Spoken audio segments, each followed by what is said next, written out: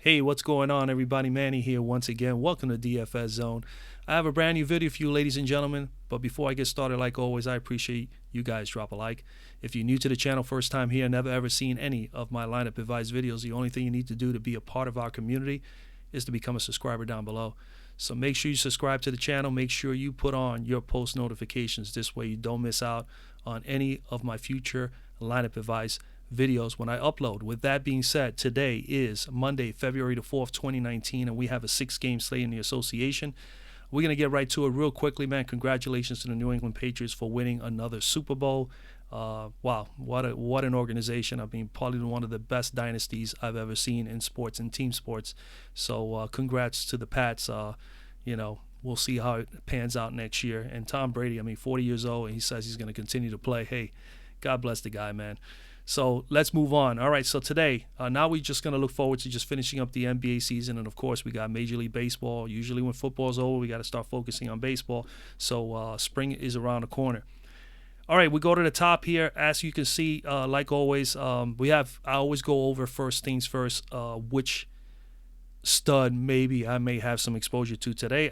For me, it's going to be Giannis for sure at 11,006. I love the matchup against Brooklyn. He already had a great game against them. He's had success against Brooklyn.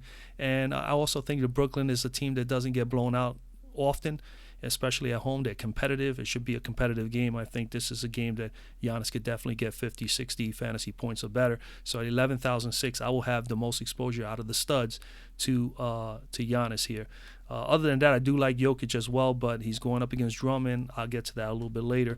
But if I'm going to choose anybody that right now off the top, I would say it will be Giannis. I like the matchup.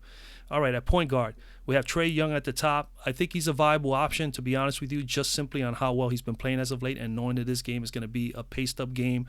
Washington, Atlanta. Atlanta is the fastest-paced team in the NBA, the last I checked. So they're going to be tough as far as they'd like to move down the floor very, very quickly. So Washington is going to have to keep pace in this game. Trae Young has been outstanding as of late, so he's an option at 7,600. I do like De'Aaron Fox. I'm a little biased to the kid, but he's been up and down as of late over the last maybe 10 games or so. And I still do like the factors. He's going up against San Antonio. I also like that Mr. White is out, and so Fox is going to go up either against Patty Mills, maybe see some exposure, some defense from Forbes. But if Mills start, I do think that there is obviously value with San Antonio, so we'll get to that in a moment as far as value play, because I do like Mr. Forbes as well as Mr. Mills. But De'Aaron Fox here should be a competitive game. He is at home. I do like De'Aaron Fox here. If you're going to pay at this level, I will probably take him a little bit more over Mr. Young at the moment. All right. So 17, 4, and 7 for him is his stat line. 36 fantasy points per game, 7,600. Need about 37 to meet value. He is 7,300 on DK. You need 36. And, as of late, as you can see, he's a little choppy with the points as far as fantasy points, but he's at 32 plus in 2 out of his last 4 games, and he's playing 31 plus minutes. So I like those numbers. Then we come and take a look at him a little bit further here on the cruncher. And again, numbers don't look too pretty, but we know his usage is there, 24% or better. He's going to take 10 to as much as 12 shots or more per game. And as you can see, he did put up 38 against San Antonio earlier, 31 and 33 last year. So he's had a little bit of success there.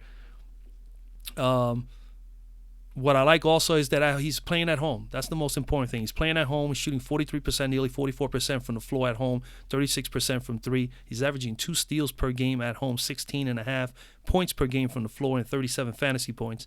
And like I said, he's already played San Antonio this year, 1 game. In that 1 game, he shot 78% from the floor, 75% from 3. He put up 19 floor points and 39 fantasy points. He also did have, in that game, 2 steals and a block. San Antonio is coming in here. They're 20th in defending point guards, and they've been allowing the last 4 games 34.5 fantasy points per game, and now they don't have Mr. White starting today. Mr. Jackson for New Orleans, Frank Jackson in the last game put up 30. D'Angelo Russell put up 46, and Mr. Satoransky put up 46 as well. This is all over the course of the last few games, so I do like what I see there with those numbers statistically for Mr. De'Aaron Fox. Now, if you're not on De'Aaron Fox, Chris Paul is intriguing to me at his price tag at 7,300. He's 6,600 on DK. So at DK, he is very, very cheap at 6,600 with 50-point upside. We know he can be explosive at any point. This is a nice little matchup against Phoenix as well, where they're having their issues with the point guard position. So Chris Paul, 7,300, and you need 36 there. You need 33 on DK. Phoenix is coming in here 26 defending point guards, allowing 30.7 fantasy points per game. Last game, they gave up 43 to Trae Young, so with the 50-point upside for Chris Paul. Now, my only concerns with this game is Chris Paul not getting the amount of minutes. He's only played 29 or 28 minutes over the first few games coming back from injury. If he's going to be over that 30-minute mark, I would say 32 plus. I think that he will be excellent play here today at 7,300. But that's the whole factor there. That's the concern. So he is an option today. If we know that he's not going to have no minutes restrictions and he's going to play more than 32 minutes, then I think that he will be a fine play today against Phoenix. Other than that, you got Jamal Murray here with the game time decision on the ankle. If he doesn't go, even if he does go, he's not going to be probably 100%, at least in my opinion. But Murray, if he is out, obviously you still have Morris in play. You still will have, of course, Mr. Beasley. Beasley is going to play no matter what because Gary Harris is still out. So Beasley will be a viable option. Definitely someone to consider here for sure for Denver.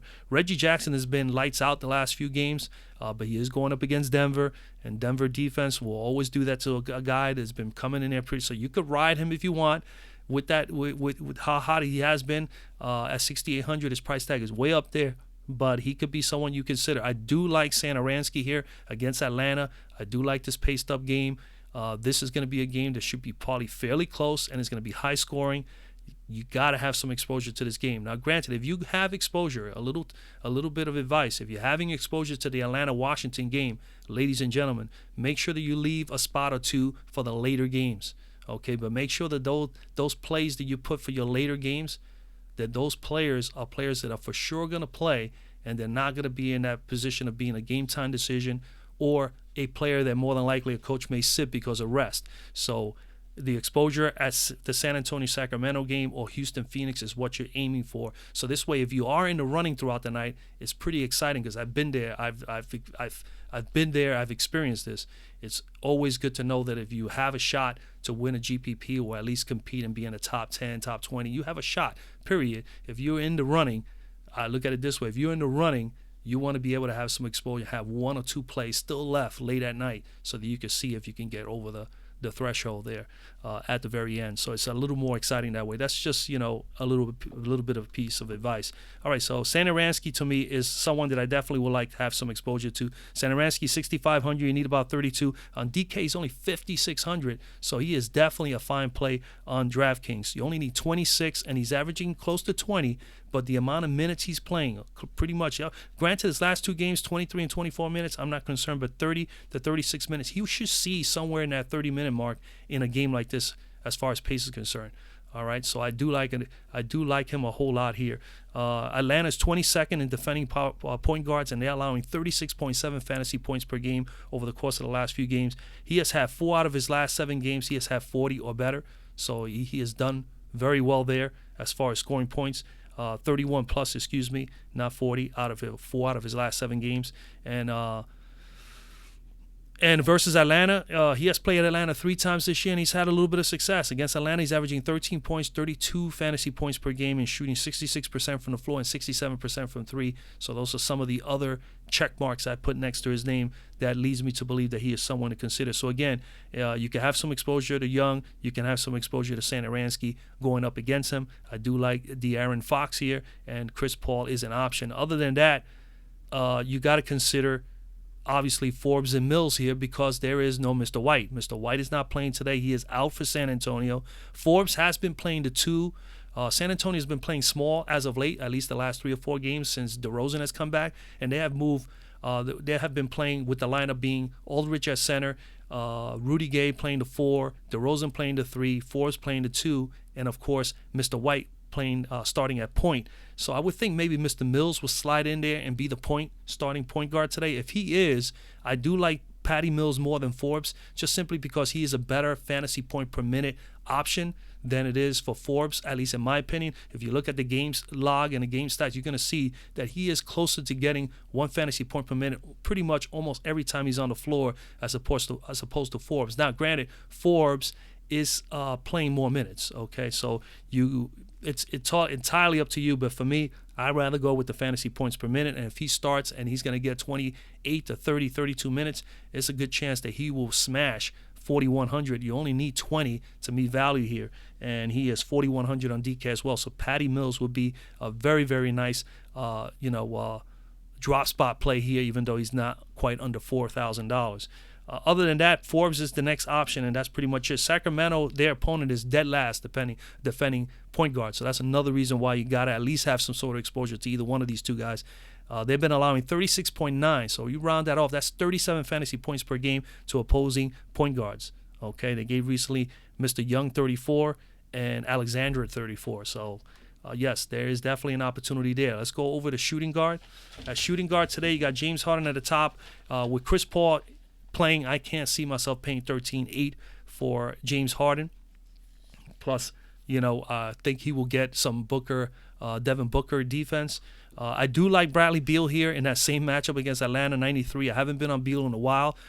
Granted, 9,300 is a pretty hefty price tag for him. It is above his average of 42. At 9,300, you need about 46, 47. He is 9,100 on DK, but nonetheless, I think he's someone that you must consider today just simply because of the matchup against Atlanta.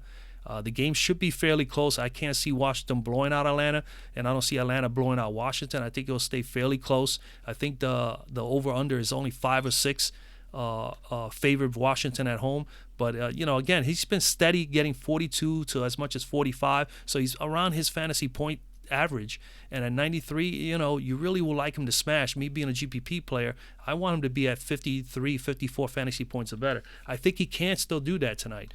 So that's one of the reasons why I think that he may be someone to consider here. I mean, he's 42 plus in 4 out of his last 5 games. He's playing over 37 minutes, which is fantastic.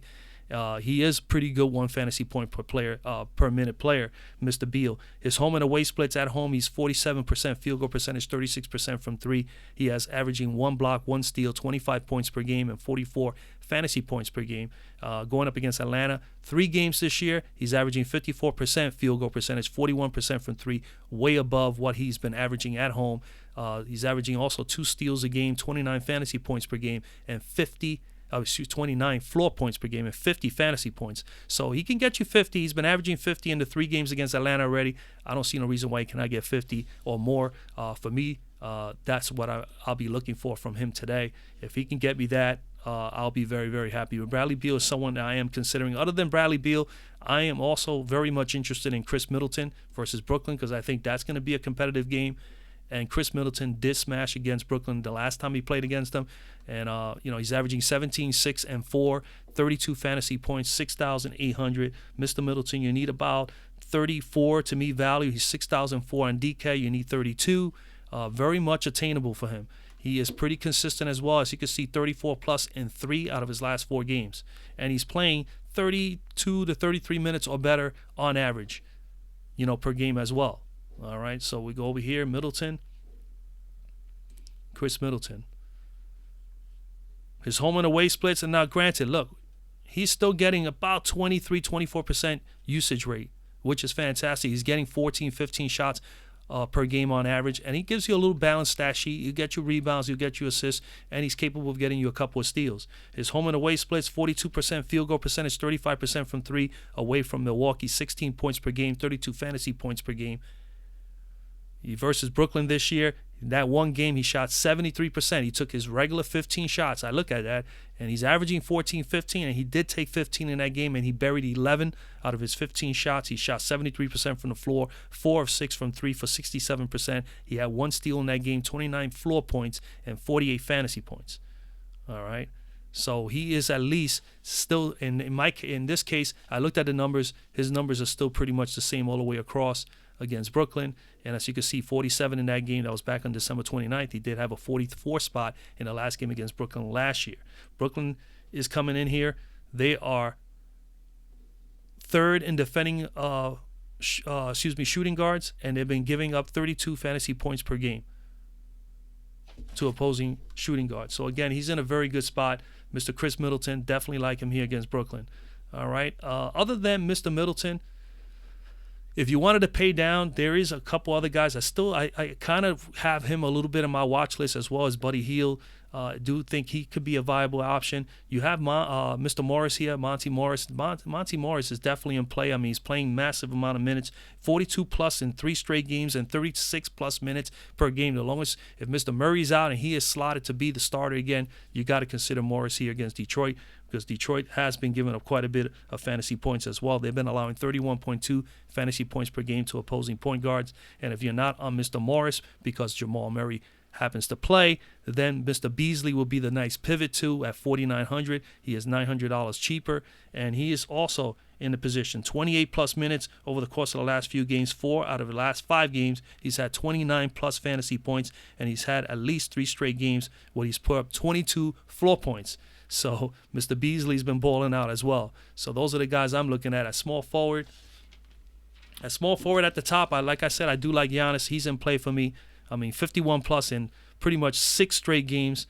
He's had, and during that course of that stretch, he's also put up a 70 spot. He's averaging 55. He's at 11,006 here. So you need about 56, 57 to me value. And on DK, he is 10,900. You need 54. I do like Mr. Giannis, 27 points, pretty much 13 rebounds a game, 6 assists, 55 fantasy points. His home and away splits, 55% field goal percentage, 20% from 3, which is not at all pretty. He's not a big 3-point shooter. We're not even concerned with that. But he's averaging 13 rebounds, 1.5 blocks, and 1.5 steals per game on the road this year, 25 floor points and 54 fantasy points. He did play against Brooklyn, 1 game already earlier this year. And in that game, he pretty much put up 69 fantasy points. All right, he put up a 69 spot in that game. He shot 76% from the floor, 13 of 17, 66% from 3. He also had 10 rebounds, 10 assists, 3 blocks, and 2 steals, 31 floor points, and 69 fantasy points. Brooklyn is third in defending small forwards, but even though they're third here on Fantasy Cruncher, I can't see how they're going to be able to stop him, to be honest with you. They've been allowing only 27.7 fantasy points per minute, fantasy points per game to opposing small forwards. The last guy, Mr. Jonathan Isaac of the Orlando Magic, put up 41 against them. So if Mr. Isaac can get 41, I think Giannis will be able to do some damage here. So Giannis is definitely my favorite play as far as the studs today. Other than that, down here, Otto Porter Jr. as well as Trevor Ariza, I definitely like in that same matchup against Atlanta. I think these guys are two very good options for you here. I'll probably lean more towards Ariza because he's $500 cheaper and he's getting more minutes and he's had the better numbers. If you're looking at Ariza, 6,100, you need 30 to me value. On DK, he's 5,700, you need 27. He's averaging 28. 7 out of his last 10 games, he's had 27 plus, and he's averaging 32 plus minutes during the same 10-game stretch. He has 40-point upside, all right? His home and away splits are 42% at home, 32% from 3, 17 points per game, and 34 fantasy points per game.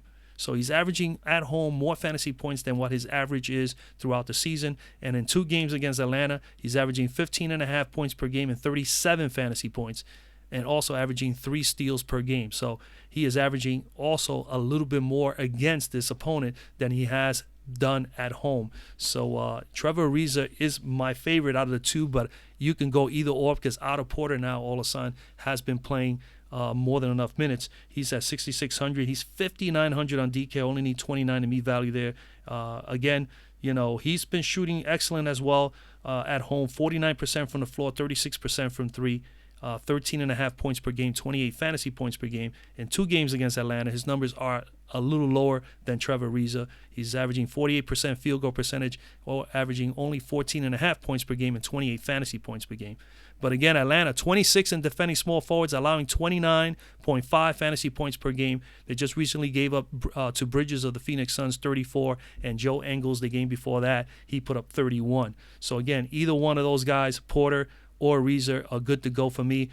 Don't fall asleep on Mr. Oubre here against Houston. And then if you kind of come down a little bit lower, obviously Mr. Bridges has been red hot for the Phoenix Suns. But again, don't ride that wagon right away because you never know. You know, you just can't jump on it. But he could be someone you can consider. Again, man, follow along on Twitter, man. You follow along on Twitter at DFS Zone, at DFS_zone, and I'll be able to give you an update more or less of where I'm at later. Over here, Barton I'm not on in today's matchup against Detroit. Darius Miller could be someone to consider, but again, you also have to consider Yeah, I think that's it. Damari Carroll could be an interesting play here at 4,800, so keep an eye on Damari Carroll as well here at 4,800. He's starting to get a little bit more minutes as well. But I think the best plays for me today are Giannis, and then I definitely like the two Washington guys. At power forward, let's go to power forward so we can just pick it up here a little bit more. At power forward, we got Aldridge and Blake Griffin at the top, and to be honest with you, I am not too fond of any one of these two matchups here for these guys. Kenneth Faried here at 8,000 is someone that I'm going to consider. I will have a little exposure to him, not heavy. I think maybe 5, maybe a couple of lineups. Mr. Faried will be in play for me. We're going to come down here a little bit lower. I do like Thaddeus Young here a whole lot in this game with New Orleans because he's going to go up more than likely against that Williams kid or Solomon Hill, and I think that's a good matchup for him. So Thaddeus Young is definitely someone that I'm considering. 6,300 here on FanDuel. You need 31, 32 pretty much to meet value. And on DK, he's 5,800. You need 28, and he's averaging 28. So he's priced just right on DK, and he's not priced too high on FanDuel that you cannot get him in a lineup. He has 50-point upside. He's had 2 straight games at 37+, as you can see here, and he's playing over 30 minutes a game. All right. Again, I just like the matchup because he's more than likely going to go up against Solomon Hill or that young, the other kid. Forgot his first name, but his last name is Williams. I'll find him right here. Kenrich Williams here at 4,900, which he'll be an option going up against Thaddeus Young. But Thaddeus Young starts over here for the Indiana Pacers. I do think this is definitely a front court advantage for Indy here today with Turner and Young, and then having Sabonis come off the bench. So I do like Indiana's front court players in this matchup, but I definitely like Thaddeus Young. New Orleans is coming in here. They're 26 in defending power forwards, allowing 36.5 fantasy points per game as of late. In the last game, they gave Rudy Gay 32. Prior to that, Millsap had 30, and then Aldridge had 45 3 games ago. Again, it's just all about matchup in this particular situation as far as making this pick. I think that Thaddeus Young is in a great matchup here. So Thaddeus Young in play for me. Other than that, I do like, again, another Washington guy, Jeff Green. There is no Monté Morris. Jeff Green will be the first guy coming off the bench to spell relief to Ariza as well as Porter, and he's playing 25 minutes or better pretty much per game. So Ariza at 5,004, you pretty much need 25, 26. On DK's 4,900, you need 24. He's averaging 22. And you look at his game log, 31 and 42 just in his last 2 games. He's playing 29+, and he had 20-point games in both of those games. So, I like that. I like to see that versus Atlanta. He's had 2 games against them this year. He's averaging 17 points per game and 33 fantasy points. Atlanta, like I said before, they struggle with pretty much in every position. Against power forwards, they're 26 in defending power forwards, allowing 38.4 fantasy points per game. They just recently gave Josh Jackson 42, and before that, Derek Favors of the Utah Jazz had 36. So Jeff Green, for me, very, very nice play coming off the bench. If you wanted to fade away from Porter or Trevor Ariza, go to the power forward spot and pencil in there a little bit of Jeff Green. I think you'll be all right. That matchup, you got to have some exposure to in the Atlanta-Washington game. Other than that, as you can see, game time decision here on Paul Millsap. So that definitely is an advantage now. I didn't see that before earlier today. So now that I'm doing the video, that's a game time decision now on Millsap. If he doesn't go, then yeah, there's going to be Trey Lyles will be a value play here for sure. He's down here at 3,700, so he'll be a nice drop spot play. And then, of course, you got this Kenrich Williams who's going to go up against Thaddeus Young if he starts. If it's not going to be him, it's going to more than likely be Solomon Hill up at the 4 spot for New Orleans. But I think it's going to be this Williams kid. This Williams kid has played, he's put 30-plus minutes, I think, or 30-plus fantasy points in the 2 games. 30-plus minutes and 25 and 39 and 30 in the 3 outings that he's been out there. So definitely someone to consider as well in the same matchup against Indiana, even though Indiana's a little tough as far as that front court. They're tough all the way around as far as defensively. You got P.J. Tucker, obviously an option at 4,800. And, those are the guys I'm looking at the moment. All right, let's go to center. At center at the top, we got Mr. Jokic and Mr. Drummond. Now, this is interesting, folks, because Jokic is definitely in play. He's capable of getting 55, 60 or more against this team because Drummond is not the best defender in the world. But Drummond has had a little bit of success and has put up some numbers against Denver as well against Mr. Jokic. So this is the way I look at it. Jokic, if you want to pay $2,000 more and have Nikola Jokic as your guy, you can go with Jokic. You need about 57 to meet value. He is 10,005 on DK. You need 52. My only concern is looking at the numbers between both guys. This is my concerns with it. Now, this is the one plus. He's going up against Detroit. They're 29th in defending centers. They've been allowing 31.4 fantasy points per game. Okay. Also, the negatives for Jokic. He's on the road. He plays better at home. And I'm going to show you and I'm going to tell you how much more. Away from home, he's shooting 47% from the floor, which is not too bad. 24% from three. He is shooting 7% better at home, 54%. And at home, 3-point shooting, he's shooting 16% better. 16% better. He's shooting like about 39% from three. Or almost 40% from three at home. And he's only shooting 24% on the road. 10 rebounds a game, 1 steal, 18 points per game. He's averaging 46 fantasy points per game on the road as opposed to 54 at home. So it's a big, big difference, all right? Now, Drummond coming in here. Now, granted, his last game against Detroit, he put up 68.